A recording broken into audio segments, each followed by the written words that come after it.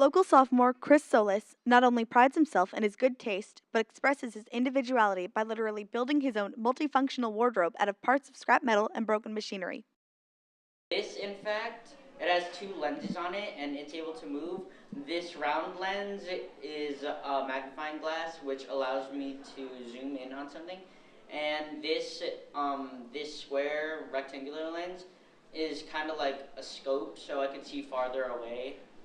This arm, in fact, everything on it, like it's kind of sewing based, but everything on it is functional. Like I can use every spool of thread, I can use every pin and needle. Actually, in 8th grade, I started making about 3 of these rings, including this which is a hose clamp, and this which is actually a key ring, a spring, and a paper clip. Kris uses scrap metal and parts of old DVD players to build onto his unique fashion sense that he calls steampunk. It's something called steampunk, which is like a subgenre of sci-fi, which is like industrial revolution kind of thing. Most of these stuff are just made out of scrap metal, and like sometimes I like to dismantle old computers that my dad had worked with.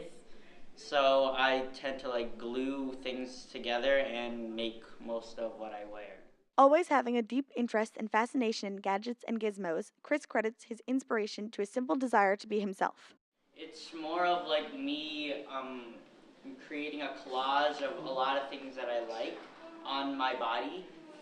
And I don't really have like single inspirations of people because when I think of you seeing someone as like a role model or something, I see it as you trying to be them and not yourself anywhere. It's just me kind of being me. When Kris entered high school, his interest in building his own accessories became stronger due to the friendly environment and the encouragement of his peers and teachers. AIT has been an extremely positive influence on his work. Since I'm surrounded by people who kind of accept me for who I am, it's kind of helped me to actually express myself more. And this actually is something that I've been working on. It's for my Halloween costume, which is like Kris months admits that he away. often receives So, mixed feedback and reactions towards his art.